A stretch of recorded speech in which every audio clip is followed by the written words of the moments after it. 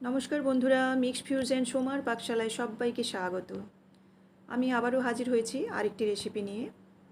আপনাদের সাথে আজকে আমি শেয়ার করব ইলিশ মাছের মুড়ো দিয়ে ঝিঙে আলুর ঘন্ট।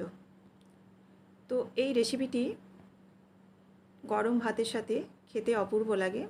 তো চলুন এই রেসিপিটি বানানো শুরু করি।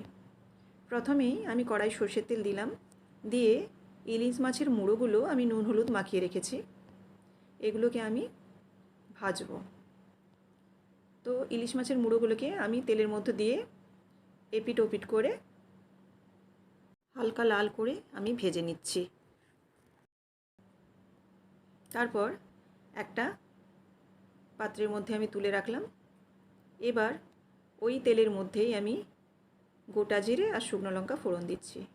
দিয়েছি খুব সামান্য একটু পেঁয়াজ, একটা পেঁয়াজের অর্ধেক অর্থাৎ হাফ, এটা চাইলে নাও দিতে পারেন আপনারা। তারপর দিয়েছি ডুমো ডুমো করে কেটে রাখা আলু, দিয়ে একটু নাড়াচাড়া করে আমি খুব সামান্য লবণ দিচ্ছি আলুটা সেদ্ধ হওয়ার জন্য। এবার লবণটাকে মিশিয়ে নিয়ে আমি একটু ঢাকা দিয়ে দিচ্ছি। তারপর আলুটা যখন একটু হালকা ভাজা হয়ে যাবে তখন আমি ডুমো ডুমো করে কেটে রাখা ঝিঙেগুলো একে একে আলুর সাথে অ্যাড করব। তারপর একটু নাড়াচাড়া করেই আমি এর মধ্যে দেব হলুদ গুঁড়ো, খুব সামান্য হলুদ গুঁড়ো দিচ্ছি। হলুদ গুঁড়ো দিয়ে ভালো করে মিশিয়ে নিচ্ছি। মিশিয়ে নিয়ে আমি এবার ঢাকা দিয়ে দেবো।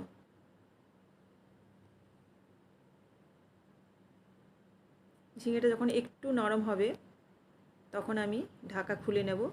খুলে নিয়ে আরেকবার নাড়াচাড়া করে আমি আরও কিছুক্ষণের জন্য ঢাকা দিয়ে দেবো। ঝিঙেটা মোটামুটি নরম হয়ে এসছে। এরপর আমি একটু জিরে গুঁড়ো দিয়ে আর ধনে গুঁড়ো দিয়ে আর লঙ্কা গুঁড়ো একটু দেব, আপনারা চাইলে এটা নাও দিতে পারেন। আর দিচ্ছি পরিমাণ মতো লবণ আর কয়েকটা চেরা কাঁচা লঙ্কা। এটা শুধু কাঁচা লঙ্কা দিয়েও রান্না করা যায়, আমি একটু গুঁড়ো লঙ্কা এখানে অ্যাড করেছি। দিয়ে ভালো করে মশলাটা কষিয়ে নিচ্ছি। আমি কষিয়ে নেওয়ার পর আমি সর্ষেটা বেটে রেখেছিলাম এবং ছাঁকনি দিয়ে সেটা ছেঁকে নিয়েছিলাম। ছেঁকে আমি জলটা বের করে নিয়েছি, দিয়ে কড়াইয়ের মধ্যে দিয়ে দিলাম। দিয়ে সর্ষেটা দিয়ে একটু নাড়াচাড়া করে আমি ঢাকা দিয়ে দিচ্ছি।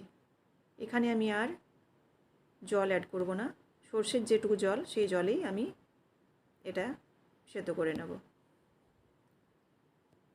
এরপর যখন জলটা একটু শুকিয়ে আসবে এবং ঝিঙে আলুটাও প্রায় সেদ্ধ হয়ে আসবে তখন আমি ইলিশ মাছের মুড়োগুলো যেগুলো ভেজে রেখেছিলাম সেগুলো এর সাথে অ্যাড করে দেবো। দিয়ে ভালো করে নাড়াচাড়া করে আমি আরও মিনিট 4-5 মতো ঢাকা দিয়ে দেবো।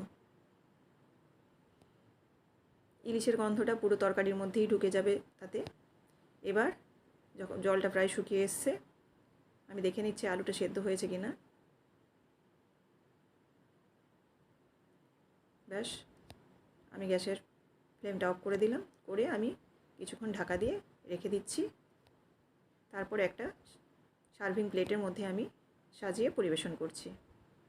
তো আপনাদের এই রেসিপিটি কেমন লাগলো অবশ্যই আমায় কমেন্ট করে জানাবেন। বেশি বেশি করে লাইক করবেন এবং শেয়ার করবেন। আর আমার চ্যানেলের সাথে যারা যুক্ত হয়ে আছেন তাদের অসংখ্য ধন্যবাদ, এবং যারা এখনও যুক্ত হননি তারা সাবস্ক্রাইব করে আমার পাশে থাকবেন। আবারও আপনাদের সাথে দেখা হচ্ছে পরবর্তী একটি রান্নার ভিডিওতে। সবাইকে ধন্যবাদ।